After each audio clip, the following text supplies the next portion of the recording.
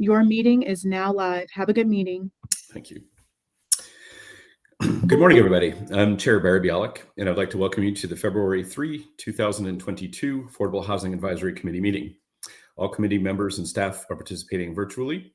We appreciate your patience as we work through committee meetings a little bit differently. We are streaming live on our Virtual Engagement Hub, which is accessible through the Virtual Engagement Hub link on the front page of the city website, and also linked on the committee page. We also have an option for the public to listen and comment live by phone. Please dial 855-925-2801 and use meeting code 7663 to listen in. For those of you out there with us today, welcome. We'll now go through and introduce all the committee members who are participating virtually. Please make sure to mute your microphone if you're not speaking. When you have a question or would like to speak, unmute your microphone. Please remember to mute your phone, which is option *6 after you're done speaking. Committee members, as I call your name, please say a quick hello. Okay, Scott Adams. Hi, Scott Adams, Urban Planner with Land of Sky Regional Council. Dewana Little. Dewana Little with Self Help Credit Union and YMI Cultural Center. It's good to see you, Dewana. Paul Heathman. Margie Bukowski. Margie Bukowski, Weaver Cook Construction Company. Brian Methvin. Brian Methvin, I'm a research consultant. Joe Eichelheimer. Hi, Joe Eichelheimer, National Center for Housing Management. Chris Day. Good morning, Chris Day. I'm a civil engineer with Civil Design Concepts. Brandy Woodard. Good morning, Brandy Woodard, Asheville Housing Authority. Zakia Bell-Roger. Babs Phillip. Good morning, Babs Phillip, local realtor with eXp Realty. Andy Barnett. Good morning, I'm Andy Barnett with the Asheville Area Habitat for Humanity. Our newest member, David Bartholomew. Morning, everyone. David Bartholomew, Homelessness Prevention Program Director, Pisgah Legal Services. Welcome aboard, David. Thank you. Thanks. And I'm Barry Bialik. I'm the chair. I'm the CEO of Compact Cottages and the Thirsty Monk in town. All right, we've got a pretty full house. So as I mentioned, David was appointed just at the most recent city council meeting a few weeks ago. Happy to have him. He's with Pisgah Legal, which is had previously when Parker was on, had some great thoughts and input to our meeting. So I'm happy to have that input back. Yeah, we also have joining us Councilwoman Mosley. I'm not sure she said she had another meeting. She might pop in and out, but I did see she was here. And then our community development staff. So thank y'all. All right. So first action, we're gonna approve our minutes. Been told that I've been doing it as kind of a hand wave and we're not allowed to do that. So we're gonna do a roll call. So we found out also, just so everyone's clear on the way minutes are done have changed. We just found out. So it's kind of more of an action minutes, which means that any items that are kind of voted on are on the minutes. Otherwise, what they do is they kind of timestamp the video, and then so the video, since the meeting videos are permanently live on YouTube, on the YouTube channel, I guess any of the public can refer to that. But we were a little surprised by this because we didn't really have a briefing about this change, but I guess it changed a while back, and other boards and committees have moved to it. But just with our a lot of our staff changes, I guess we just didn't know about it. But so one of these things, and I'll go through just because it kind of looks funny what we're approving, but just so you understand the rationale behind it. And one of the things that was in Margie and I had some email discussion with the city clerk's office, and so one of the things that some committees has done is appoint a secretary. That way we can keep our own minutes.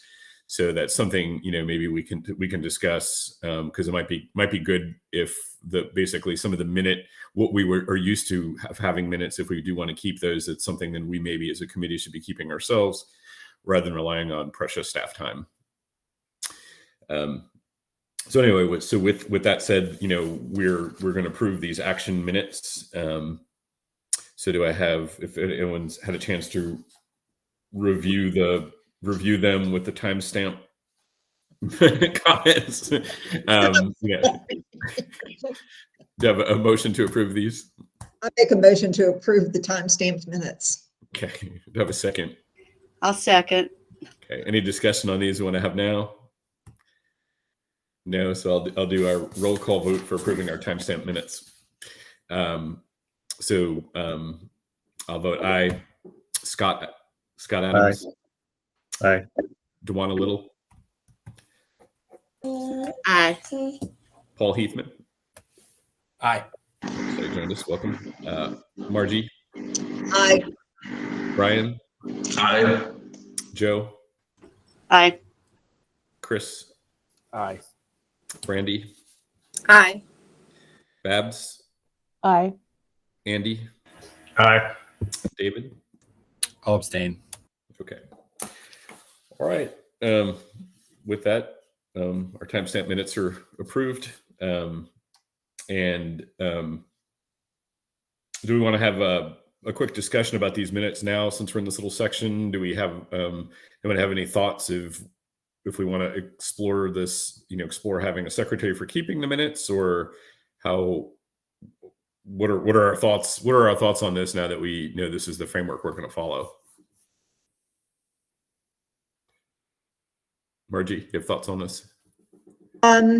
Yeah, I'm thinking that it would be a good idea. I think it has to be somebody, and we may have a person and then an alternate because things happen.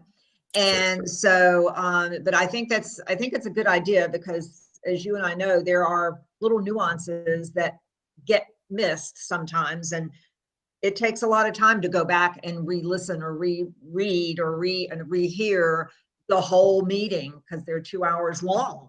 And so I think having somebody take notes on the crucial points of our, discussions is something that we should really, talk about. I don't know. What does everybody else think?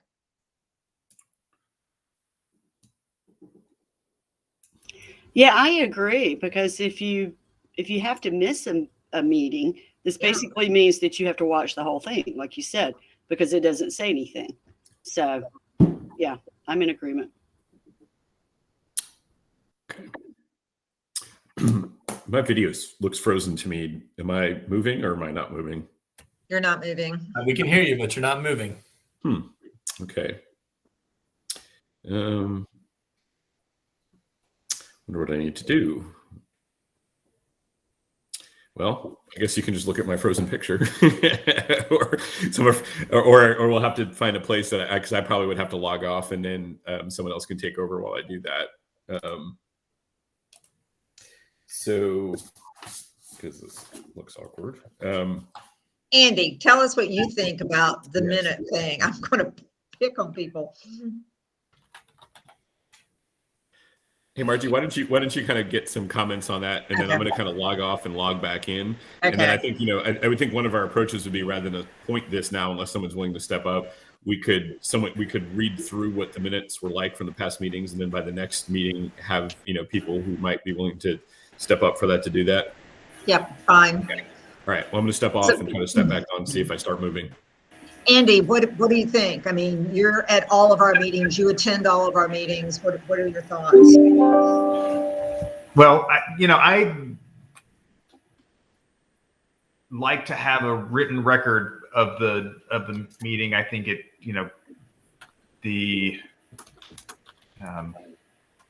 just reviewing the tape again doesn't give you that sort of synopsis of what was actually discussed and decided.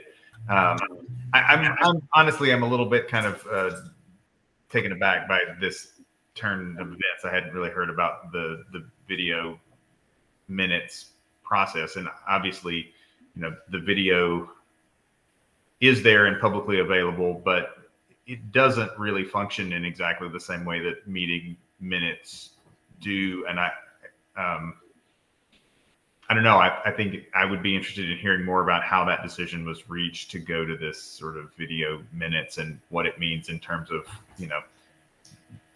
discoverability and that sort of thing. If there were an issue that would come up, down the road about a decision that was discussed here and made. So, I would be interested in what the kind of conversation with the city's legal department was about that method of keeping minutes. Apparently it is something that everybody else has gone to. We might be, behind the times. Christina, she helped us out with understanding kind of the timeline and everything that why it happened for efficiency's sake and because lack of staff. But it is more difficult to catch things. Paul, do you have any thoughts? I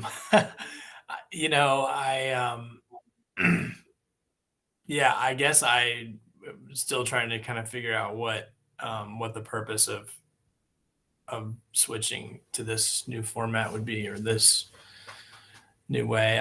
No, not really. Not a lot of feedback. Sorry.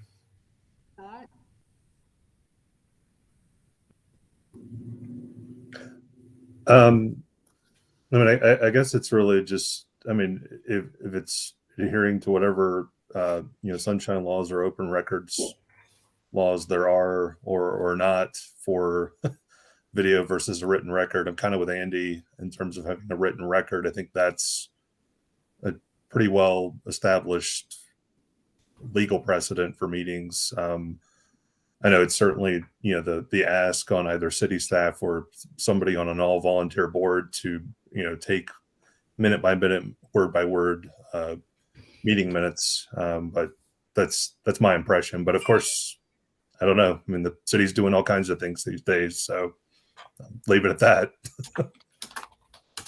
Chris, what about you? You're on a lot of other committees. So how do you feel about this? Yeah, I'm not sure. I'll say that while I'm on other committees, I don't take notes on those committees that I'm volunteering on, and recognize that it would be a large task. So yeah, it was a bit of a surprise to me, but I haven't really formed an opinion yet as I'm taking it in. Anybody else that want to comment on it? It does mean that we would have to have a person who, that could take them, and then an alternate that could substitute, that kind of thing. Christine, but at that point, you're really talking about someone taking notes for this committee's use, and the minutes would continue to be this, this video record of the meeting. Which again, that's sort of the question in my mind is what, yes, it would be a handy tool to have a set of agreed upon notes as a committee, but the actual minutes that are going to go into the, sort of the legal record of what this committee has done is the full video. Video, correct. It's really for our use, and because there's just so many, summarizing our key points is what we're trying to agree to. Joe, do you have, you're on other committees too, so I think. Well, I'm on a couple of other boards, but yeah. I'm agree with Andy. I like the idea of a written record of some variety. And it seems like, if somebody, again, would be willing to step up to do it, we could, as Barry suggested, follow the, the format from what we had before, even if it's not as detailed as what we got before, at least, hitting the high points. I would like to see that because, I know that with my schedule, I'm not always going to be able to be here. Right.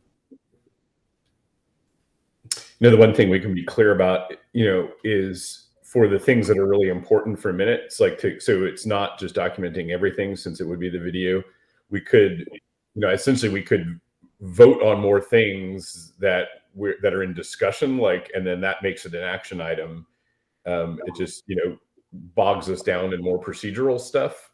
But, I think that's one thing we can consider, it's since it's basically meant to be an action item minutes, that if we change some of what's discussions into action items, it's, again, we bog down in procedure, especially if every time we can't even just do a hand vote.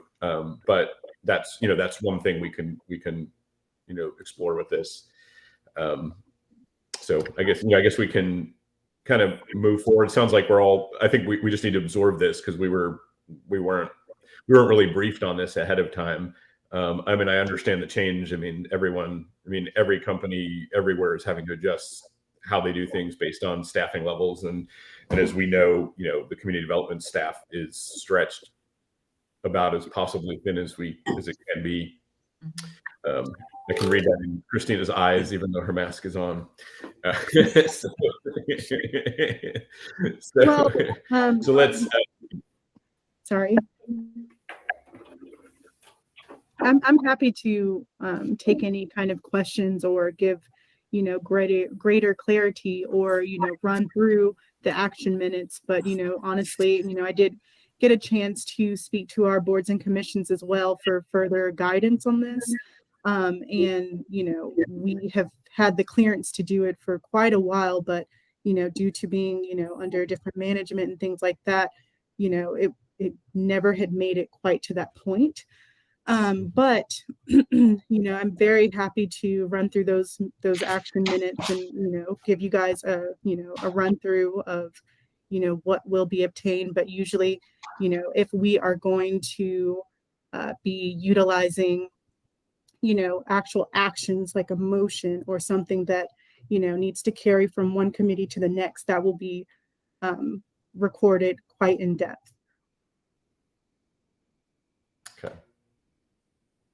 Thanks, You're Christina. welcome. Yeah, so I'd say maybe at this point, so we just don't get stuck in this too much, let's kind of absorb this. Maybe some of us can look at how other committees are doing this, what their meetings look like. We can have some discussions kind of outside the meeting. One of the thing I know the city in general is looking at kind of adjusting some of the way committees are done and putting more on like work groups, task forces.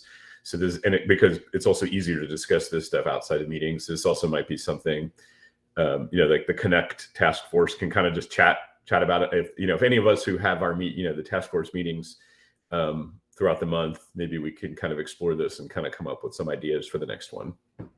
Does that sound like a fair approach?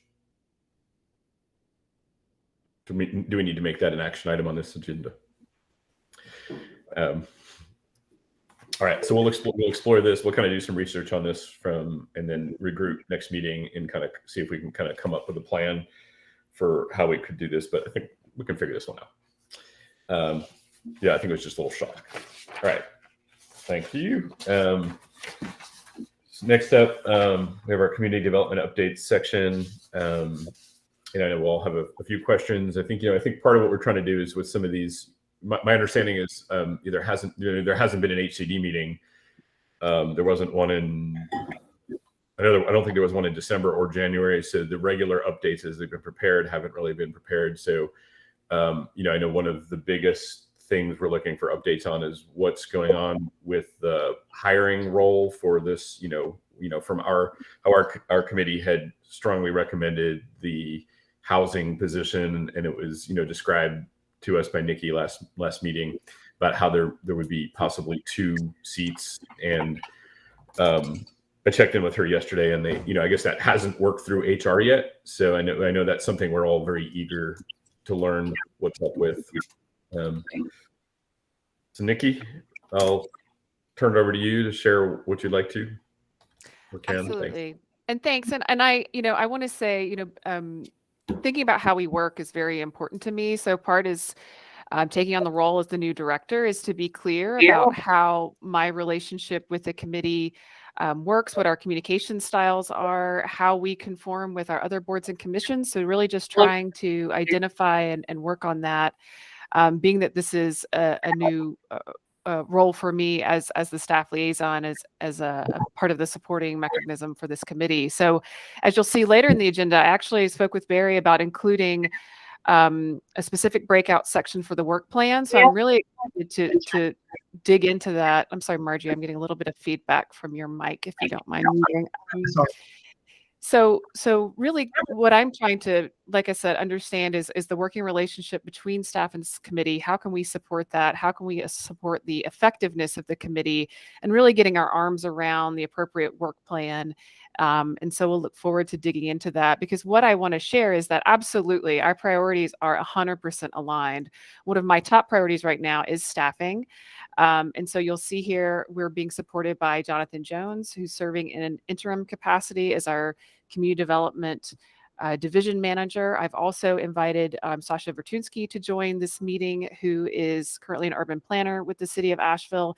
She is stepping in on an interim basis to help provide some of the project management that the new affordable housing officer will one day hold. So I appreciate Sasha, who's coming in to step in there. But I do see that staffing is, yes, 100% one of the priorities, and I know it's shared by this committee. And other priorities, of course, are our updates on where we stand with key implementation strategies, the bond program, projects within that bond, 319 Biltmore, deed review, et cetera, our housing trust fund balance.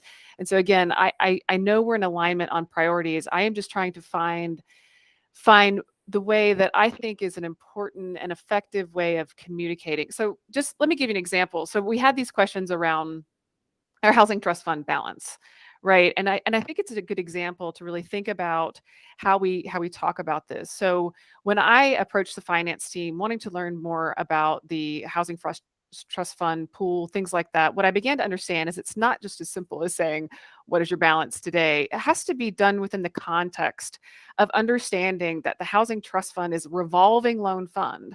So at any point in time, there is money that is coming in to the program as far as program income, be it interest, repayment of loans, or our general fund allocation or the bond allocation that occurs, as well as expenses that we have from projects that have been awarded, have gone under contract or receiving draws, those that have been awarded through council but that have not yet made it to contract, and also those that have applications that are in process but have not yet made it to that actual point of going before council. So what I began thinking about is we actually need to think about housing trust fund as a revolving loan fund and begin looking at projections on something of a 5-year basis.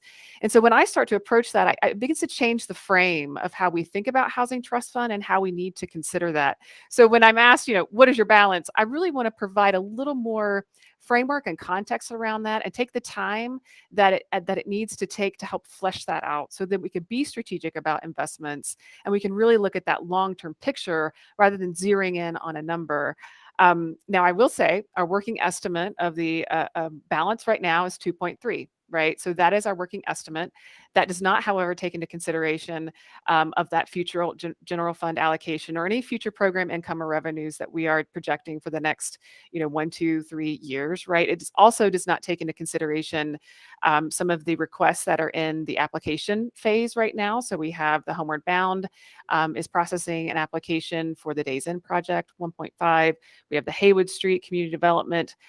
They are working on their application, which I think is going to come in just under $1 million. So, I mean, a lot of this is something that, again, I want to be able to share with the committee a full picture so that we really can acknowledge the context with which we find ourselves and to be a little more strategic about how we think about the housing trust fund. So if you'll just allow me a little bit more of that time, what I want to do is really get our finance team to also play a part in understanding how we look at those projections and make decisions as a point there. I'll say the same for other projects. So, Sasha is really stepping in to assist with some of our day-to-day ops that we're doing around the 319 Biltmore project, deed review as well. And I want to pull in the planning team to really have more of a robust update when that information is compiled and ready to go. So again, I think what we're seeing, and again, what we're trying to do with this committee right now is, for me, some new staff, identify our working relationship, share our priorities, and then really professionalize the way that we share out that information with that greater context. And so I am looking forward to then taking that housing trust fund piece, looking at how we can do an update to this committee. Again, I'll be working with Barry on how to put these items on the agenda, much like my request to have this work plan discussion later on.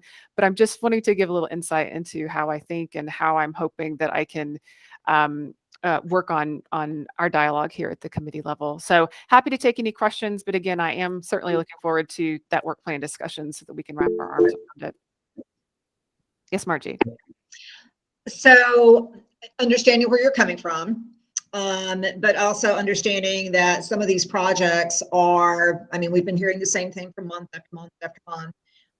How long will it be? What's your timeline for getting a specific information on 319, on deed review, on, I think we're all very aware that 2023 is when the funds from the original bond are supposed to be used, have been used. So that's one of the things that we're all thinking about is, we spent 5.3 million to buy 319 Biltmore, and there's nothing being built on it yet.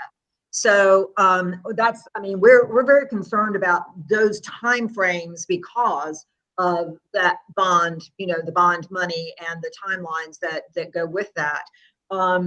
So can you give us an idea of, are we talking next month that you'll have all this put together, or is it 6 weeks or 2 months? And I appreciate that, Margie. And again, I want to emphasize that priority is absolutely my priority. So I am super aware of the bond timeline. I have been in conversations with our bond counsel on understanding exact framework. And so again, it sounds like we need to deep dive on that. And so I can add that to that list, right, of how we work with this committee is really deep diving on the bond, because I've heard those questions before, certainly. And I would say that within 60 days, I believe we'll have a robust update around both of those projects, the 319 and deed review. And so part of, we had posted some materials about HCD. Part of what we're doing with HCD as well, that I know kind of mirrors our work here, is providing a bond update to HCD. And I think that's going forward in the March timeframe. And so again, all those things kind of coming together at the right time would allow us to share that same information here with the committee. Okay. Yeah, I think that, it's the same way that we all want to work more efficiently and strategic. And in the past, having good data really helps. It just helps the conversation. That way it helps, we have something factual to connect to. And then it really helps, again, as much of being an advisory board, we're public, it's like, the public watches these meetings, and this is where things are shared, and it's one of the first. It's not like we have big ads out there saying, "Hey, come apply for affordable housing trust funds." We are a public meeting where some of that first word gets out, and then we're the ones who connect with the community. We're the ones who are in the field very tight, whether it's engineers or builders or developers or at all different levels, that we're the ones connecting with it. And so the more we know data, the more strategic and factual we can share that data to get new partners to the city. I think that's where. Sure. And I take that to say, like, if something about this, the using this committee as an assist to help us define a communication strategy, because absolutely part of my thinking when I looked at the staff time that was being spent on minutes is how much more I would rather that staff time be spent on communication and marketing materials. This is why, again, I want to focus on that work plan, because if we do believe that this committee is an appropriate avenue to think about a communication strategy, to think about how we share out information about attracting people to apply for housing trust funds, that's where I really want to focus our efforts, right? So do you see the distinction that I'm making there? Yeah, I mean, I understand it. Yeah, and I think, yeah, as a having, like I said, having, like, if I look at over the years of what our yeah, the update of at least this, we used to have those little the updated spreadsheets, which I imagine that y'all have to work off of, or maybe, or it's been a while since they've been updated, but that those numbers help share the picture, and it makes it easier to then know what to do next. I mean, that's kind of where I feel like a lot of us have all just been in limbo because we don't have data. We haven't had good background information to be able to figure out, well, what is it we need to do strategic wise, because we haven't had really good data in a long time. So I appreciate, hearing that, some of that stuff is definitely in the works, and even just having hearing a number of 2.3, even though we just talked about 2.5 in applications against that 2.3. But again, you got to take it in context, because we're not Right. counting the income, right? So that's why I get concerned. Is like it sends the wrong signal, right? It sends. Yeah. So to me, that again is what we really need to start doing, is looking at the context with which some of these questions are asked and frame it properly. So again, that's the concern, right? Is so I'm trying to make sure that we provide good information to the committee that answers the question and really speaks to how we look at this. And so again, migrating that into a 5-year projection, I think is where we need to head.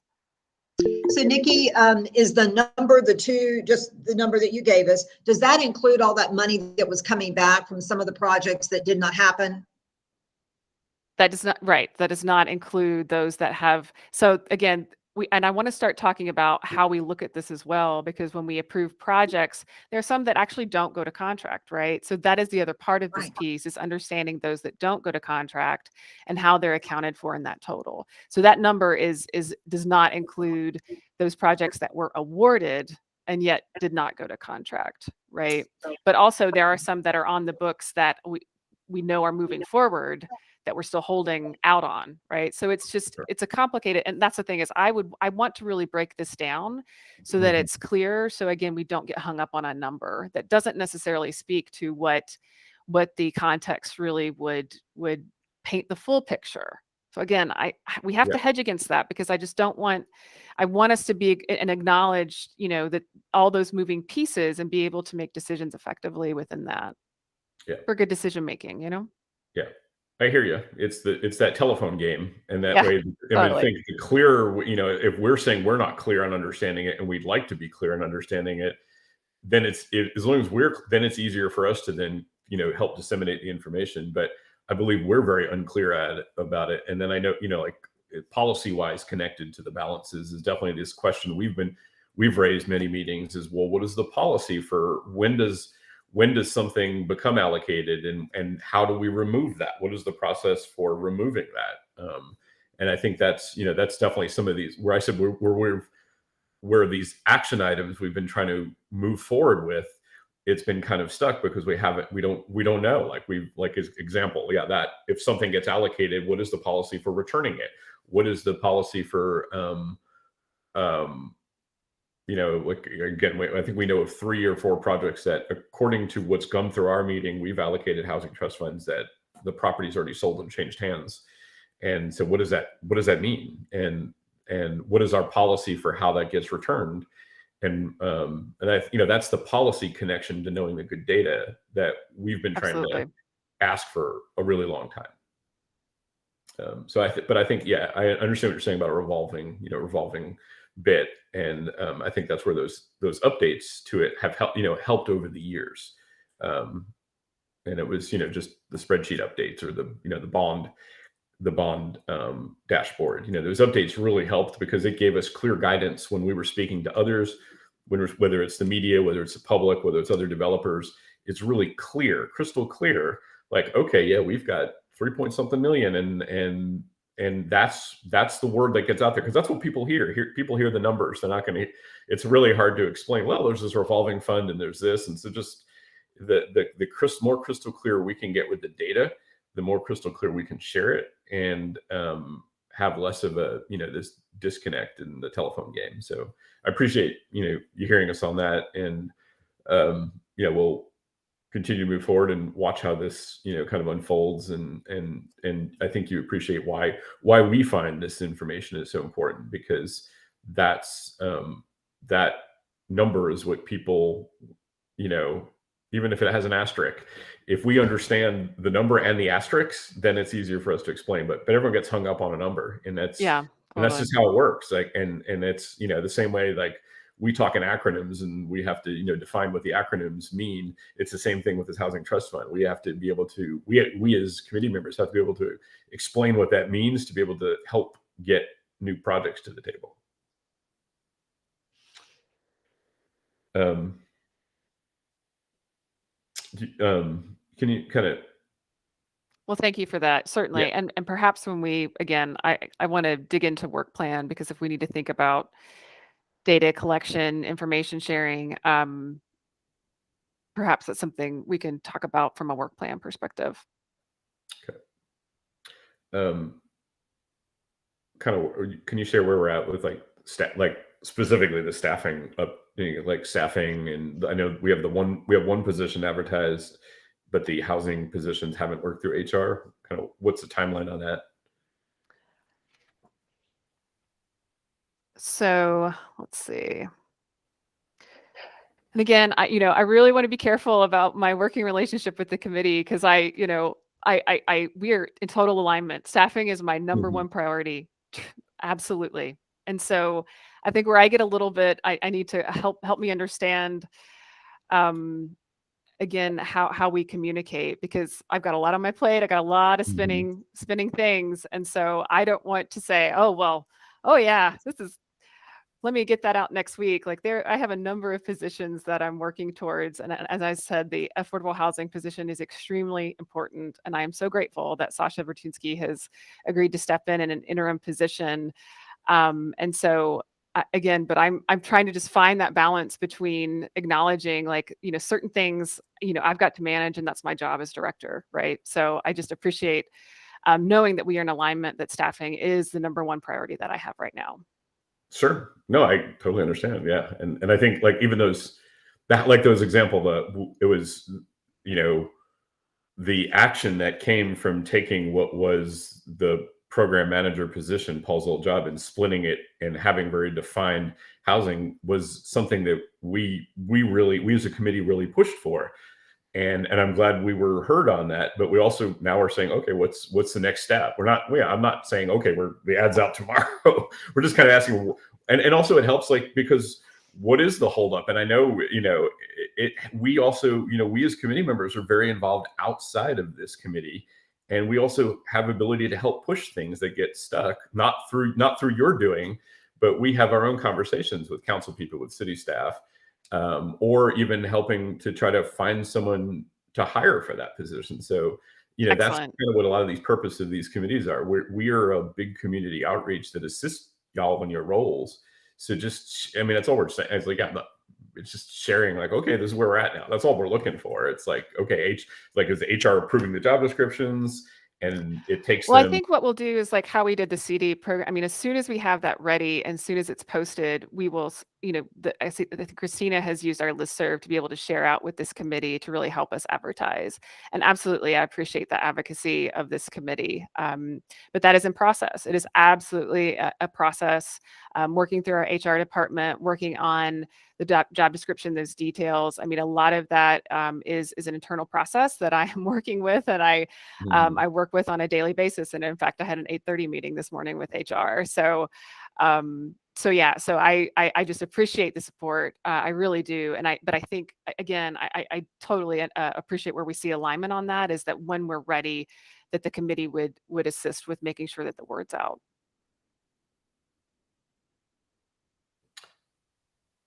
But I'm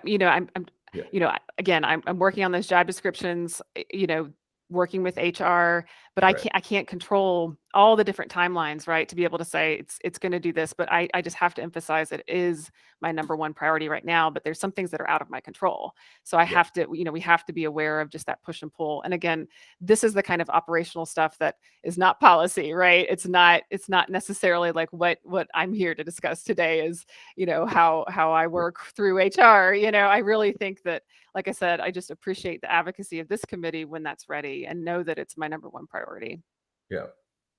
Yeah. I mean, it is policy connected, and these are positions that we as a committee, strongly recommended. And that's kind of where, and actually, yeah, if there's HR policy that bogs it down, then also that's something where committees like us look into, like, how do we help change those policies that things don't get bogged down? Or, or we could have, like, if it was, we're stuck in, descriptions, we could literally have on our agenda a time when we discuss and bring forward other job, it's like, there's also ways the committee, you can ask for items on the agenda that the committee can assist you with, the same way that you're asking, like, we can now take over some of the minutes responsibilities. There's certain things like this is obviously a very important position.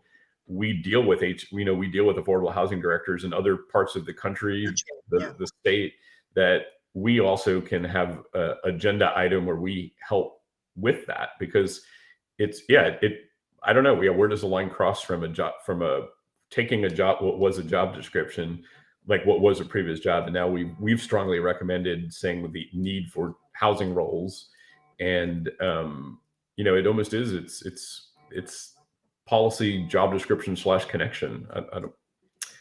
Well, absolutely. And if so, I am in the thick of it right now. I mean, I've been researching job descriptions from the North Carolina Community, or the National Community Development Association. So they post a lot of job descriptions on that board. I've certainly looked into the Chapel Hill example. In fact, they have a really good work plan model that I think is something that this committee should consider.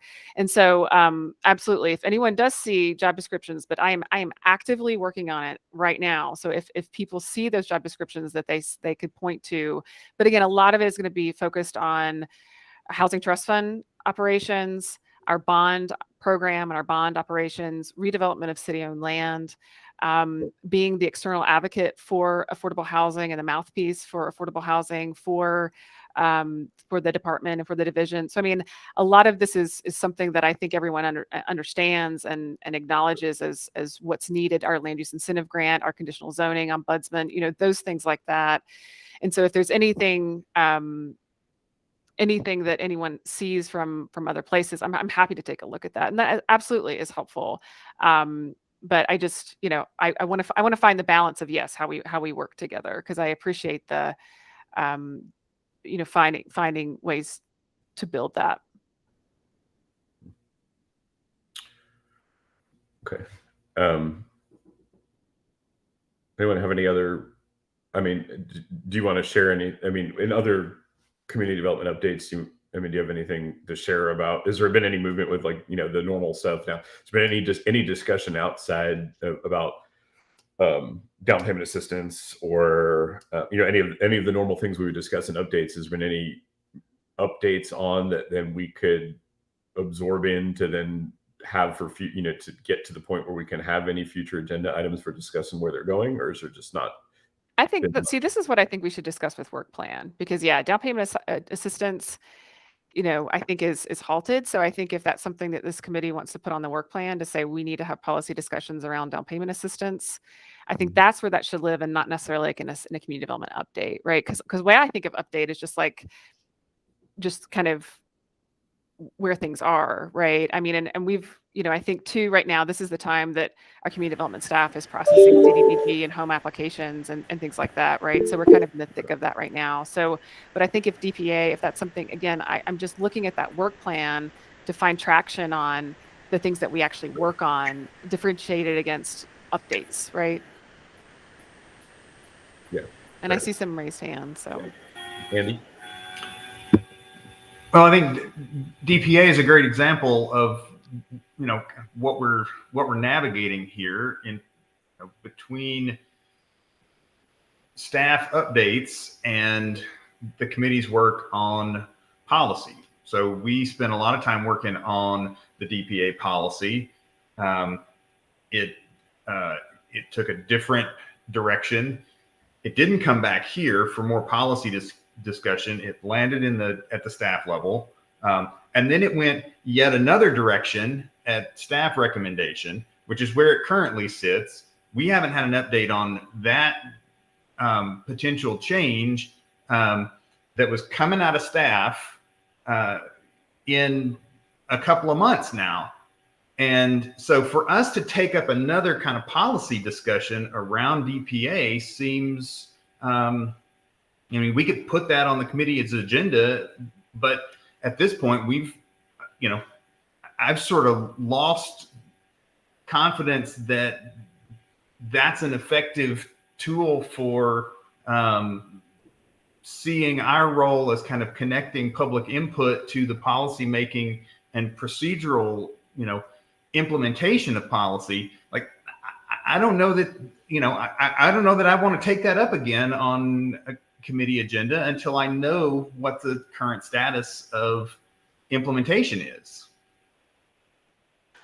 Well, and I think you bring up a good point about what is this committee's connectivity to the HCD, right? Like that is the other piece that I'm hearing that is something to identify and formalize, because it seems like DPA, like what you're describing, is it's where is that stuck point, and how do we get off of that point? And I mean, some of these things will be projects that I will take on that Paul was managing, right? And so I think DPA is one of those projects.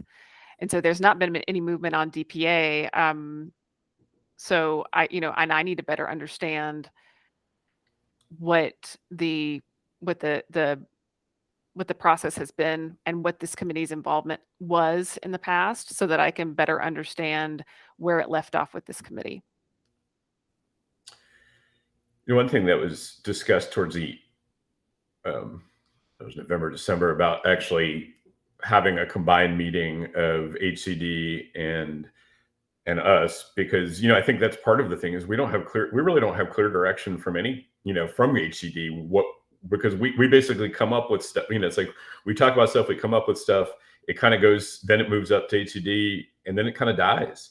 And a lot of that's happened. So it's like, if we had clear direction, well, this is what you want, then we could then work it more efficiently. But I think that's part of why we're grasping, is like, we're not really told what they want. So it's really hard to do anything. So we get really frustrated when we come up with stuff and we put a lot of work into it, and then it just kind of gets stuck because apparently that's not what they wanted. So if we had much clearer direction from city management and from HCD, meaning that's our closest council connection, then we could work a lot more efficiently. But yeah, we're all frustrated. There's a lot of frustration because we've been acting with being the connected body that comes up with stuff, and then it moves forward. We discuss it, we flesh it out, and then it just kind of like, well, that's not what we wanted. So we're not going to do anything with it. And rather it be a dialogue that says, well, this is what we don't like about it. Can we fix this? It just kind of, stalls. And that's, I think over the past year, everything has stalled. I don't know if anything has moved forward, actually. So yeah, that's where a lot of the frustration is. And I hear what you're saying, Nikki, is that, yeah, we as committee need kind of a direction, but I don't think, I think that's lacking citywide right now, and so I think maybe that joint meeting really would be a good idea, because I think that would really help define what is our purpose, because we're spinning our wheels a lot and then it doesn't go anywhere. So that's not, that's going to burn us out. I mean, we're volunteers. So yeah, I think really exploring, I would, at this next HCD, a time that we can have a joint meeting to say, okay, what is it you're wanting? And then, and then of course we're in an election year, and that changes everything. So, but yeah, I think this is a big discussion we should be having with HCD, because we are all unclear, and we're all trying, but it is frustrating when we all try so hard and then nothing happens with it, and then it's not even brought back for discussion. So I think that's that's definitely where our frustration, when you hear the same question and you hear where it is, because it's these same things. We spent a lot of time talking about 319. We spent a lot of time talking about down payment assistance. We spent a lot of time talking about all these different housing trust fund projects, and then they just don't happen. So I think that clarity in a joint meeting would be very helpful for all of us for figuring out our future and where our time is spent. Paul? Yeah, thank you for saying that, Barry. I 100% agree. And also, I think I would just add that, like, from a public perspective, it can end up looking like we're flag waving out here, like we're trying to do something, and we're not. Like that we're all just trying to make it look like we're doing something, but when we send it on, nothing happens. And it's hard enough to get people to participate in government. Like the people that are watching our stream right now, we really want them and need them to watch. They need to believe that what we're doing is actually going to make some change. Like, it's important to us. And yeah, we're volunteers, and the people that are watching are volunteering their time to be in support of this. And it just looks really, really bad. And maybe even what people think government typically does, right? Like, so yeah, I sure hope that we can get some progress and get back on track. Thanks, Barry. Yeah, thanks. Margie? In relation to that, I mean, I know maybe city doesn't know this or hear this, but because there are so many of us that work all over, Asheville's reputation is not great right now. And the housing, and I'm not talking about tourists coming to hike a mountain. I'm talking about the housing authority. I'm talking about affordable housing. I'm talking about the things that we do. So the reputation, we're trying to improve it. We're trying to save it.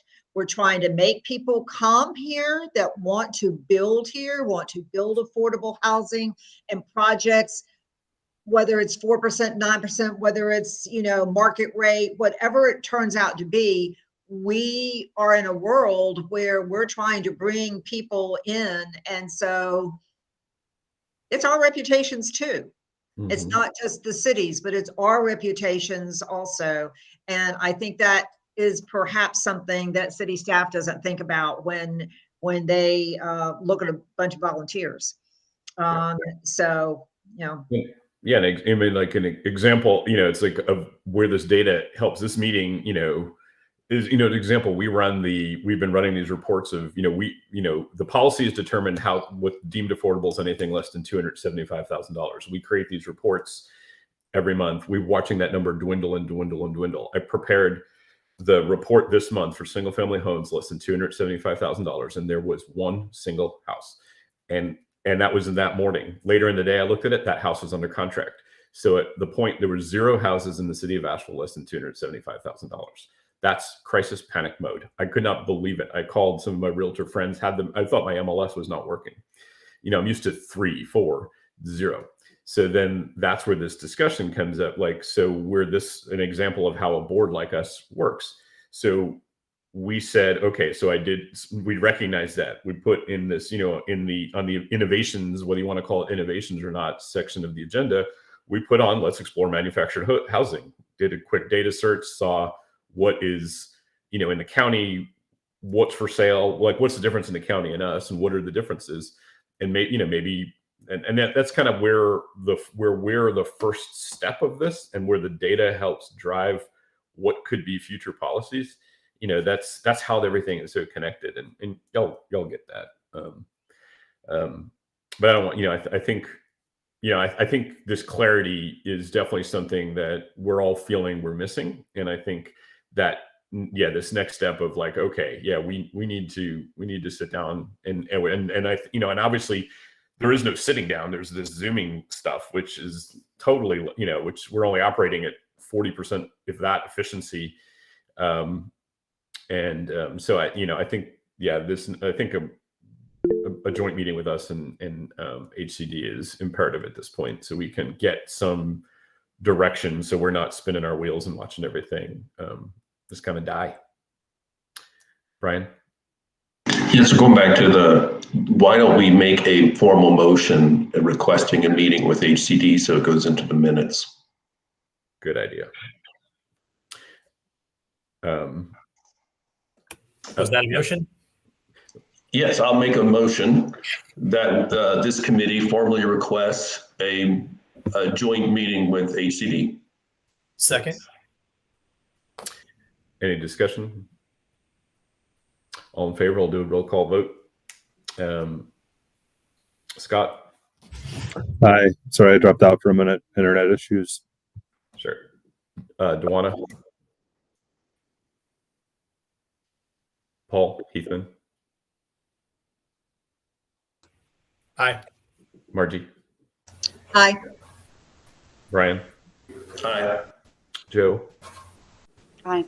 Chris? Aye. Randy? Aye.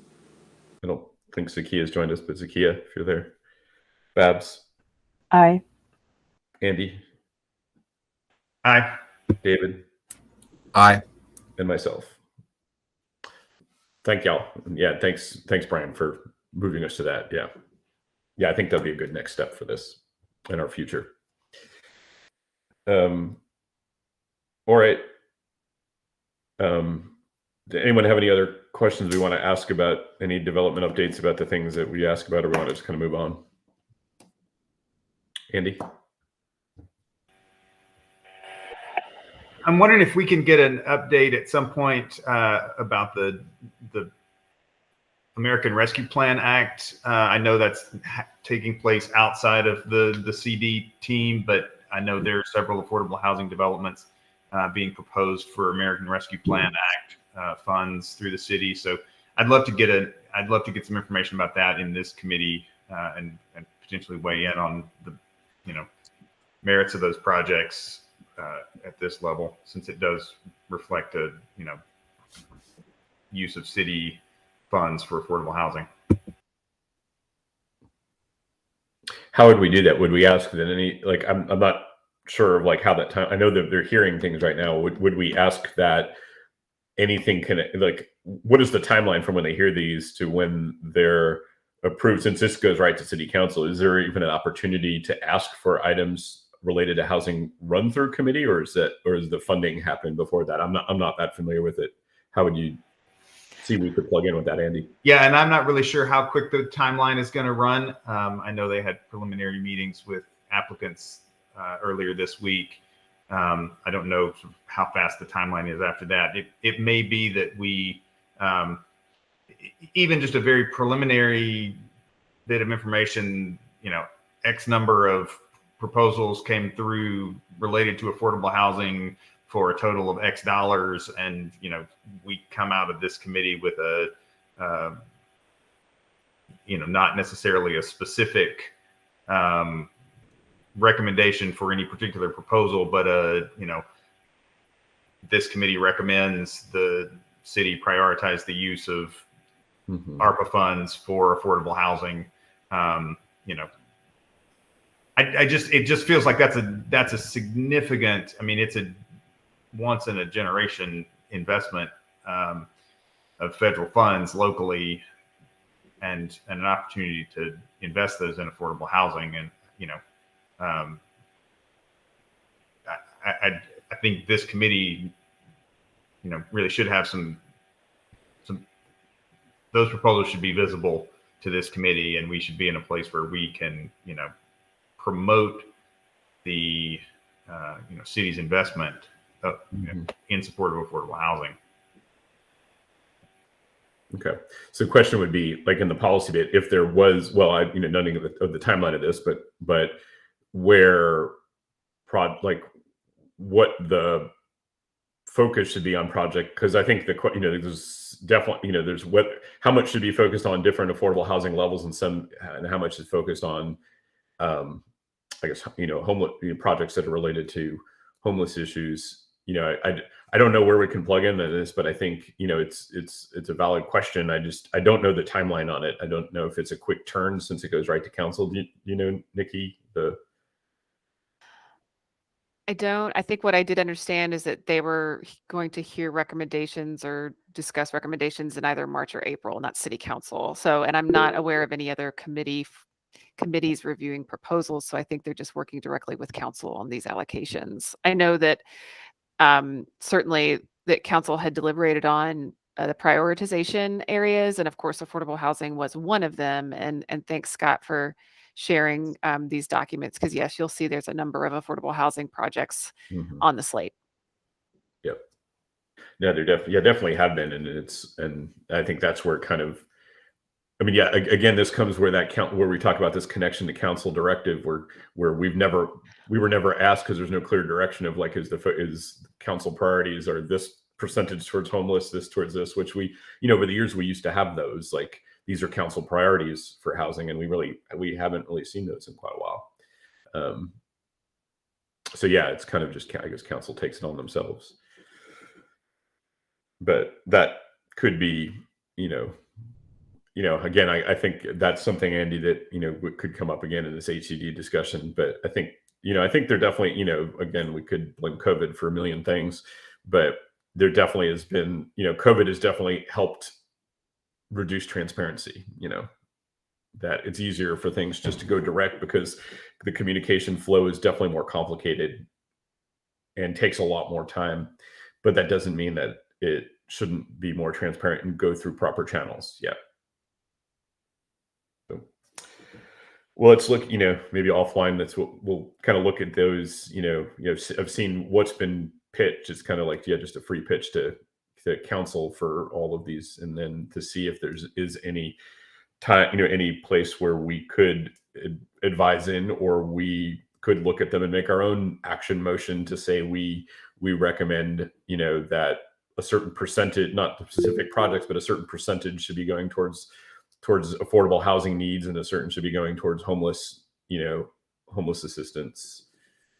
So, okay, well, let's explore those and see, for this our next meeting, or when we can sit down with HCD. But I think that will really help. I think we need to connect this communication better, because we're all frustrated. Margie. I just wanted to mention that as we look at that, whether it's Patrick Bowen or whomever does the actual, we have this many affordable units in the pipeline. This might need to be considered, and because nobody ever talks about units, the number of units that will be coming online. But we also need to think about, we had a very sad, tragic situation with Tribute and on South Slope, where there's some of those apartments, we're talking 6 to 9 months delay now on more units coming online. Now, I'm not saying they're all affordable, but because I don't know which ones or how that would be affected. But, a lot of times the press will get this, oh, we've got 5,000 units coming online. No, not really. They don't understand how that all works. So we have, there ebbs and flows as all these delays and things like that happen. Any affordable units we actually have coming into our pipeline where people can literally move into them. Every delay makes those numbers lower and further out. Okay. And you're talking about is the foundation issues that were that came up recently on that South Slope project, and which is kind of eerily similar. I read it and eerily thought back to the the Mountain Housings project, and again, this kind of, I wonder, it's really indicative of projects in the central business district. There's such a history, and once you pull open the dirt, you're going to find some kind of surprise that's hard to account for on the front end. Where the old TK Trips used to sit, we found a creek running 25 feet under the middle of that site when it got redeveloped for an office and hotel at that corner. But there's fun surprises everywhere downtown based on our history. Yep. Yeah, it's affected every, the Kligman Hilliard project, and where this, Nikki, for an example, where this connects to policy, as we've discussed, like one of the policy things we discussed or brought over the years is that city-owned land should be remediated and brought to pad ready, and that was like one of the things we discussed is like that city-owned land shouldn't just be turned over to developers in its raw state, because the reality is of the raw state of land in Asheville, it's really bad. I mean, from whether it's large projects or whether, I build individual house sites where I've found churches, I found road. I mean, the city, most of the city used to be a dump site for everything else, and it was just buried. And so there's, some, especially for affordable housing projects in city-owned land, maybe the responsibility would bear on cleaning the land up to get to gravel ready, so we don't have these surprises. And that's where these discussions connect to what could be future policy. And that's where these things we've brought up. I mean, I think we've brought up over the years so many times that city-owned land should be brought to gravel ready. And that's where things connect to policy, from having these deep discussions and from observing where things go wrong. This isn't the first time. I mean, I think we've got now this site, we know the Eagle Street, we know the Kligman Hilliard, we know that's why Oak Hill is just sitting there.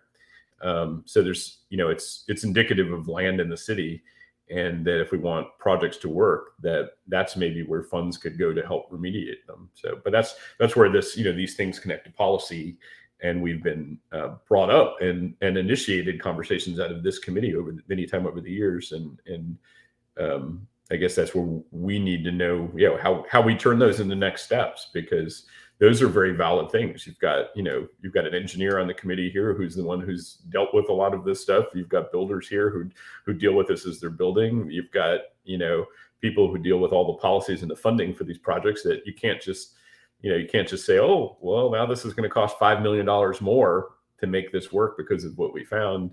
That changes the numbers on everything. It's all, it's all connected.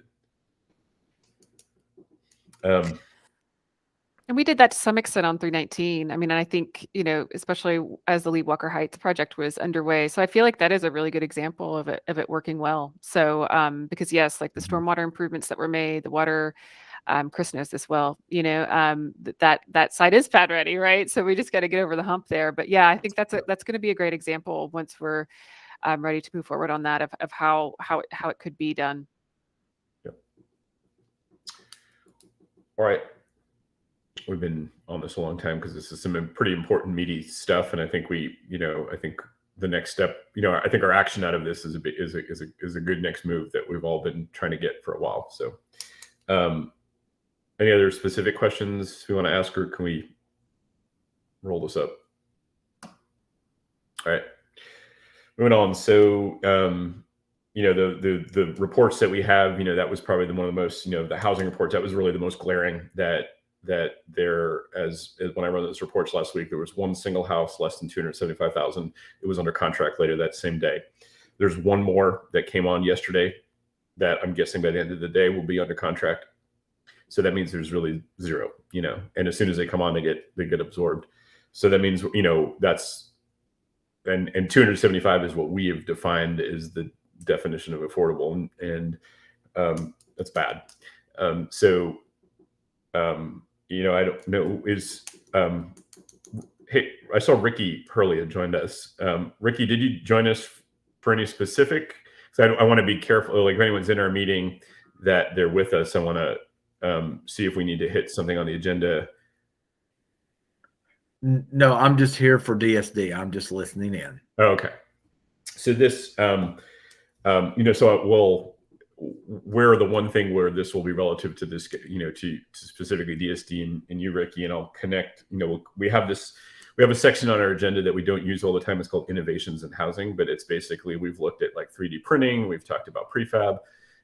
So one of the things, and I know you and I have spoken this offline, from running that report of houses less than 275,000 prompted me to kind of look at what's in Buncombe County. So I ran a report of Buncombe County houses, which was, I think 20, it was more, it was 20 houses, let's say, that are in the county and zero in the city. And then, and then looking at, that's in the county, what's the makeup? And there definitely was some manufactured in that. So the discussion that we kind of, I added it to the agenda of innovations is, should we look at, should we explore opening up that can, like allowing manufactured homes in the city, or even looking at it as an emergency measure, like that. So we have that later on the agenda in this innovations section. And that's where, I know it's a slippery slope conversation, but the data, again, looking at the data points to that there is a small housing stock less than 275 in the county, that there's zero in the city. And one of the differences is that the county and zoning allows manufactured homes that the city does not. So we'll, I think I'll keep that on that later part of the agenda, but just so you have a little bit of time to gel over that part of the conversation. Any other, from the reports we've submitted from the other housing stock that shows closing, any comments, thoughts? I always enjoy reading the data and from all of, our Brigitte. It's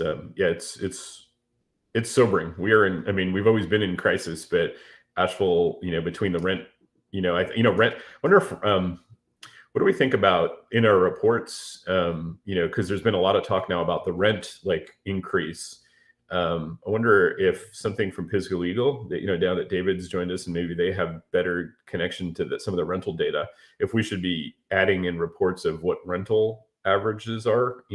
That's not something, it's something we get out of the media, we see, but we as a committee haven't really have a report about rentals. I wonder if that's something we should explore adding to our monthly reports. So I don't know that Pisgah has more specific data than we get from the media. Certainly, we track through the ACS census data, and we get asked about it a lot from the media. And so we don't have a whole lot of internal data, but I do think it's a huge part of the story, right? When we're looking at the whole market for housing, and obviously affordable housing is impossible, as you guys are saying. There's zero, and we're aware of that. And then when you see 25% rent increases, and I mean, at the low end, what we've seen is 14 or 15, but I think it's higher than that. And we don't, now that the pandemic is winding down, I mean, we expect it to go up even more, right? Because the moratorium has now not been in place for seven or 8 months, and people are not renewing leases. I mean, we are definitely hearing, especially the larger property management companies, they are raising their rents and they're not renewing leases at anywhere close to the rents that we had before. So we're happy to share those, share what data we do have, but mostly I think we're relying on the same public available data, the Bowen report. We're looking at those things to get our information. I don't know that we have anything more valuable or significant than that. Okay. Do we want to, again, just for keeping everything moving, do we want to look at maybe creating an action for, action item that we add some, even if it doesn't change every month, but we look at putting together a rental, kind of a rental update that we, it doesn't have to update every month, but that way we at least have that in our agenda. That way it's something that we're publishing each month with our list of available homes, that we have a rental data sheet that says this is what the most updated is of rental. Okay. So let's, I guess, again, so let's do our well, Margie, let me see, you had your hand up. I just wanted to say, if maybe Christina or I can do it, or however we want to do it, that we get that article that was on the front page of the Asheville Citizen Times last Friday. I think it was Friday, anyway, whatever day it was, Thursday or Friday, that said Asheville is the most expensive place in the state to rent, and gave really good examples of what it's like in Detroit, what it's like other big cities, that Asheville is, the rent increases were higher. But maybe everybody on the board should definitely get a copy of that, if you haven't had the chance to read it, to go back and take a look at that, so you can become familiar with what we're talking about. Okay. So I'm going to make a motion that we add to our monthly agenda a rental report update. And we'll figure out, we'll dole that out separately, but I'm going to make a motion that we add a rental report update to our monthly agenda. I'll second that. Okay. Any discussion? Do a roll call vote on that. Scott? Aye. Dewana? Aye. Paul Hickman? Aye. Margie? Aye. Ryan? Aye. Joe? Aye. Chris? Aye. Randy? Aye. Babs? Aye. Andy? Aye. David? Aye. And myself, aye. Thank you. All right. Moving on. Any other discussions about kind of our update reports? Okay, moving on. So in our unfinished business, our task force meetings, Bill, we did not meet last month. I think we have a February meeting, but we will. I don't remember my calendar. I'm sorry. My company's been ravaged by COVID, so I've been scrambling to just keep afloat with my normal stuff. So I just have not had the same offline time to dedicate to some of this stuff. But I think we'll set our February meeting, and then we'll discuss that at our next meeting. Anyone want to add anything about build and Connect. You want to share what y'all's I think y'all had a meeting last week. Yeah, Connect team met a week or so ago. We looked a little bit more at a topic that we've discussed in a couple of times in recent full committee meetings, the idea of some sort of equitable development scorecard, a way to look at all of the multiple bottom line priorities that we put on our community development investments, to create a framework that was comprehensive, that was community informed, and that might create some consistency when we looked at individual projects and larger, sort of planning efforts, to make sure that all of the different values that we have on our public investment around community development were reflected and were obvious to builders, developers, agencies who were trying to do affordable housing. That it was obvious at the front end what the city's overarching goals were for those projects, so that they were less likely to run aground on some unexpected priority down the road. So we're going to continue to look at that, put some models together, go back and look at the different ways that we're scoring our existing incentive programs, and meet with some other communities that are doing similar kinds of work, and we'll try to tee that all up for a full committee presentation in the coming months. Okay.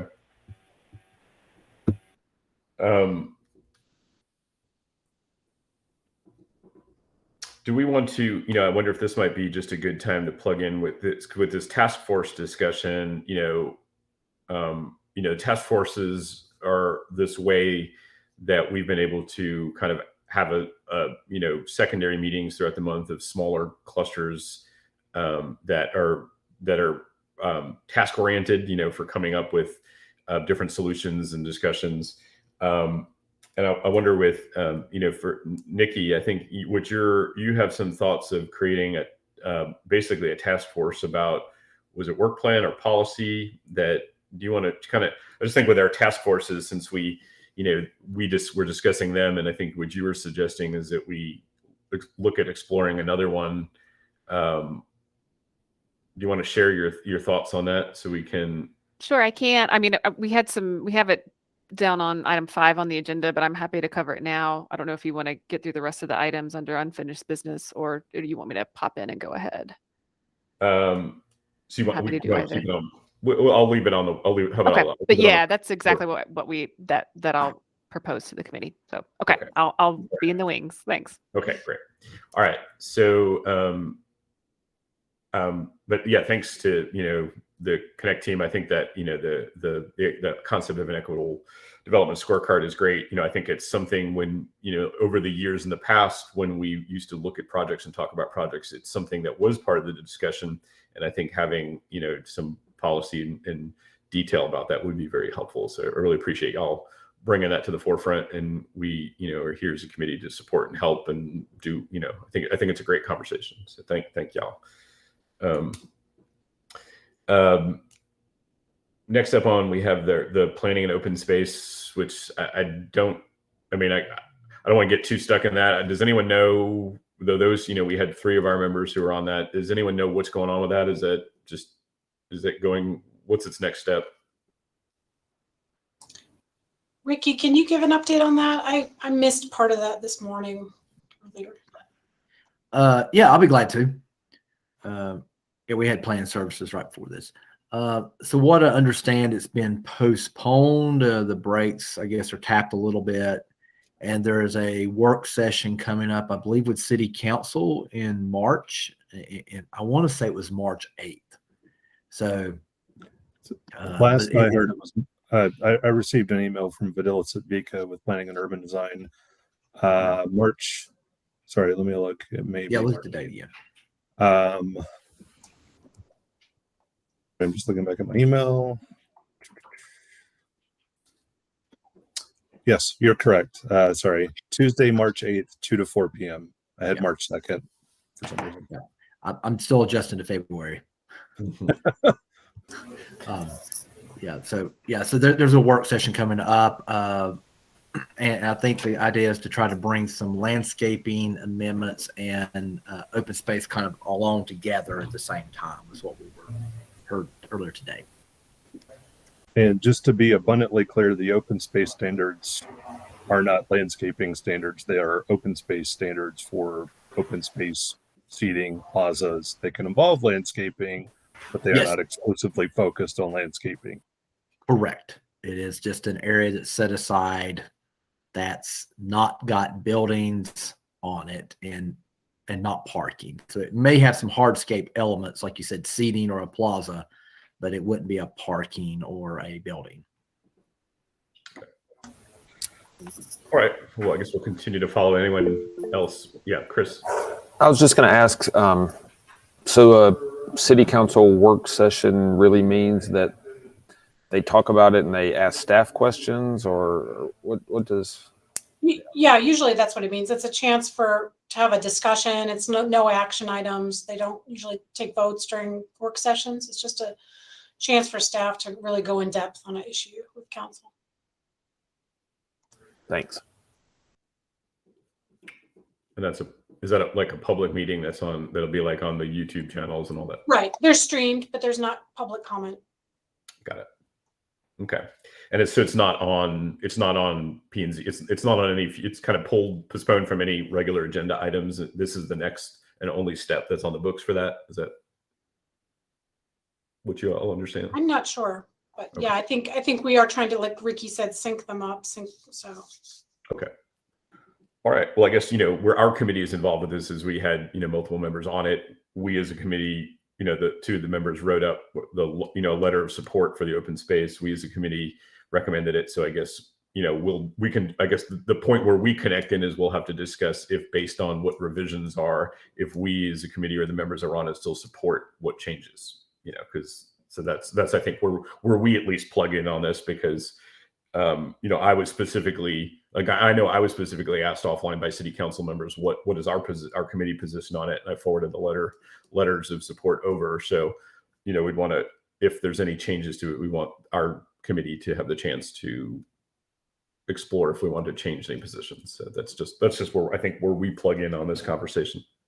Okay. I'll pass that on to Vidila. I'm sure he plans on keeping you in the loop. So. Yeah. Great. Thanks. Next up, I think these are things that we, about the application thing. I think this is something that, as we create an agenda, put together an agenda for this joint, meeting, we're asking for HCD. These are some of these things I'm looking at that are in what we refer to as unfinished business, is items that they're unfinished because we worked on them and then they kind of got stalled. So these are items that I think when we get some clarity on HCD, then we can decide, is this a work plan item? Is this something we need input on? But I think that's, kind of when you look at a lot of our unfinished business, a lot of these items are things that we've gone through them. They've moved to the next level. They've been stalled.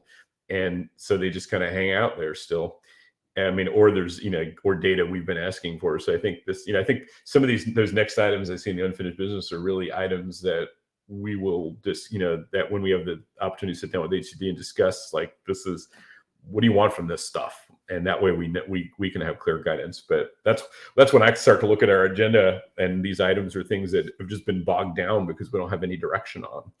And so I think, yeah, we'll bring those, and we'll create, our, once we see what that date looks like for this meeting with HCD, we can create kind of the items that we want to be clear to discuss, so we as a committee can get direction for what's needed for what we spend our time on. And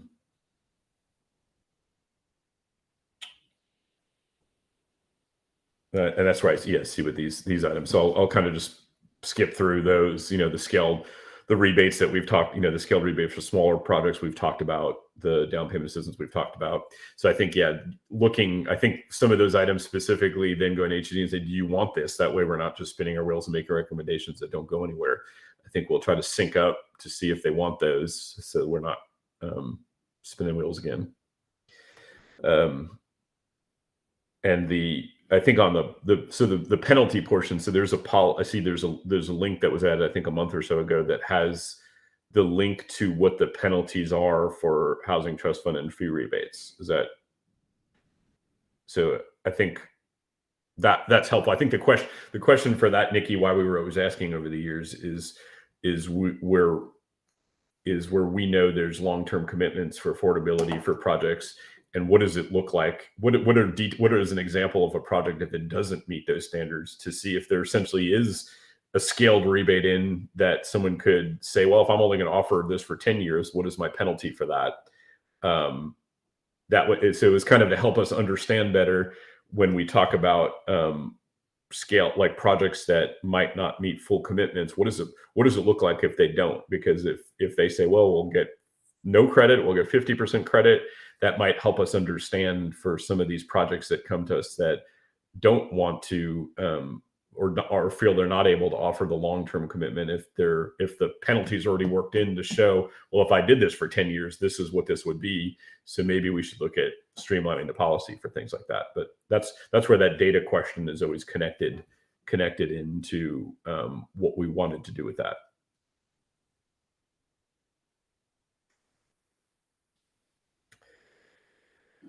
All right.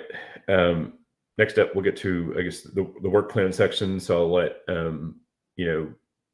Nikki, I'd love to get on track and kind of put together a plan based on having direction that these are the things that we're wanting, that folks want us, that others want us to work on. We spend our time efficiently. Do you want to kind of share your thoughts on how we get to that? Absolutely. And so what was helpful for me was to take a look at the committee work per the bylaws. And so we've developed a snapshot here that we've put together as staff, just on really just framing again what the committee work is. So policy issues and advising city leadership about those policies. Item 2, developing concrete action steps to implement the highest priorities of the affordable housing plan. Update that plan as appropriate over time. Number 4, advise city leadership and staff regarding affordable housing priorities for the investment of city-controlled funds. And then some other information there just regarding bylaws of other important things to remember regarding Robert's Rules of Order, as well as conflict of interest information. And so I think what I had hoped to do, because in thinking again about how this relates to our earlier conversation with looking at a joint session with HCD, is what I would like to do is work with a smaller subcommittee so that we can formalize really what I'm thinking of as a work plan, or what the committee might think of as a work plan. And perhaps that's a good tool that we can use then to talk to HCD about common goals, common interests, and really common timeline for how we want to see things progress. And so I was thinking that we would, that if the committee so chooses to really establish kind of a working group or a subcommittee, as however you want to design it, or assign it to one of these task force that you already have here in existence, to really do some of the following. And we put this in the document as well, but to just review these bylaws, identify the officers and their responsibilities, even thinking earlier about some of the conversations we had about a secretary and those responsibilities there. Identified our latest affordable housing plan. I know our comprehensive affordable housing strategy is one document. We also reference it through council strategic goals. So just really compiling the guiding documents that we have right now. And then again, because number 3 is updating the plan as appropriate over time, perhaps this committee could deliberate on that and advise as to whether that plan needs to be updated. And then that alignment of the work plan to consider policy and advise through written recommendations. Again, I'm hearing it, but just so I can be clear on what that means and how this committee does want to have this information flow up through HCD. I know there's been items on this agenda about seeing projects before HCD. I think some of that we can really get into in a smaller working group, and then have that working group report out to this committee in advance of then that joint meeting with HCD to share ideas in that manner. So, and then lastly, our last action item with this subcommittee would be to align the work plan to update that affordable housing plan as appropriately identified through this working group session. So again, I just trying to look at effectiveness and really wanting to support that as best we can. And so that was just the proposal that Barry allowed me to share on today. So I see there's questions. So Andy, go for it.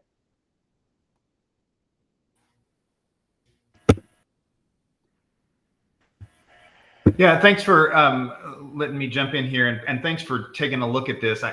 It's really helpful to me to go back and look at sort of what our charter is and where it evolved. It helps provide some of that clarity that it felt like was maybe missing earlier in the conversation. Two things jump to mind as I look at this. One is the discrepancy between the way AHAC is described in this document and which is kind of what you get to from the city's boards and commissions page, and the way AHAC is described on the CD website. So on the CD website, it says AHAC provides guidance on policies and procedures to preserve, protect, and produce affordable housing. So there's two things there. I said had three fingers up. Two things there. That's probably going to be the thing that goes in the paper this time.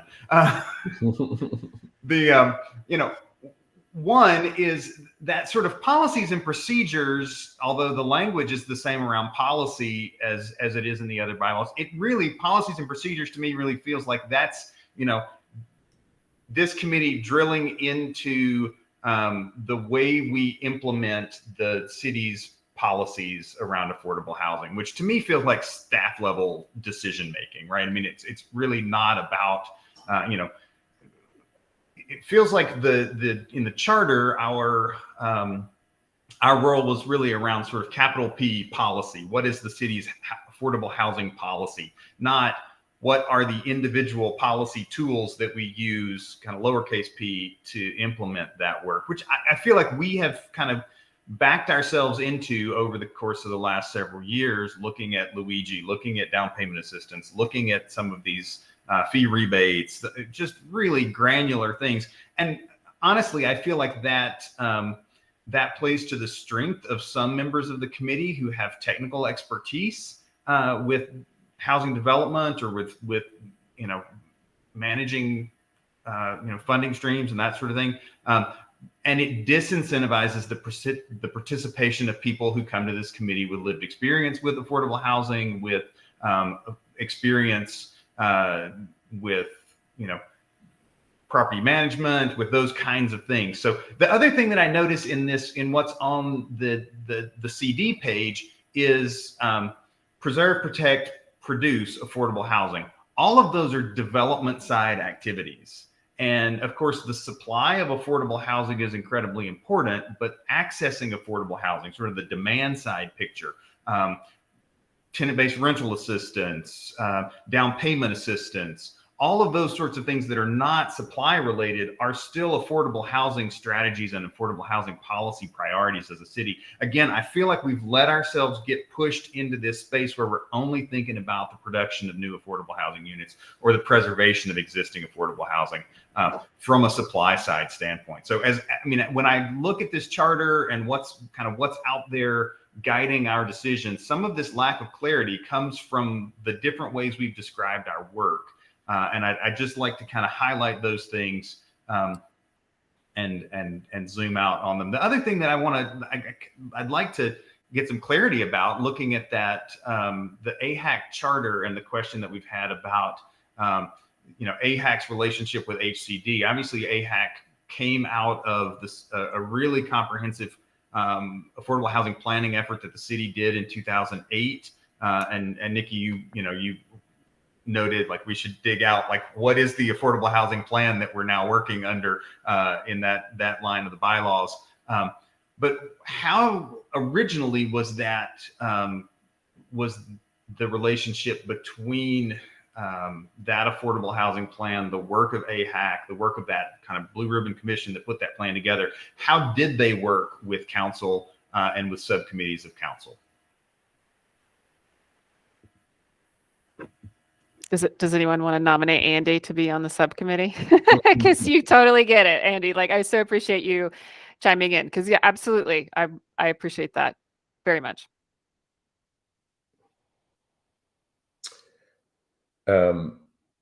Yeah, no, I think it's, I think you're right, Andy. It's like there's the policy and the production, and they're very connected. And I think that's where, when we, over the years, like that's when we split, almost like created our task forces. It was taking the specialties of each of the different members and being able to focus on what they're good at to do the work, and then come together at the meetings for it. Where your connect really is kind of that policy, and the connect, where it is that direction.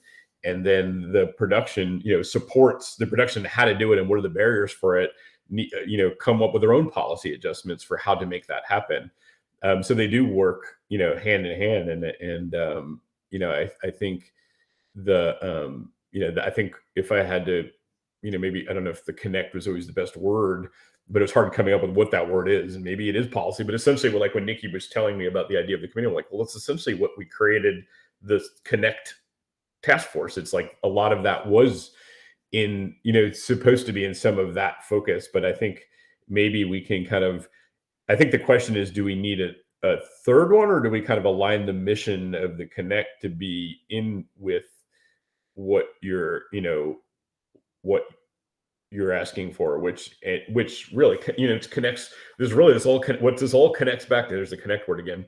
What this all connects back to is like, yeah, basically we're supposed to develop concrete action steps to implement an affordable housing plan. And the housing plan is last updated in 2008. Is that right? Or when's the last, like we're working off what plan, and could we have a shared link for what that plan is?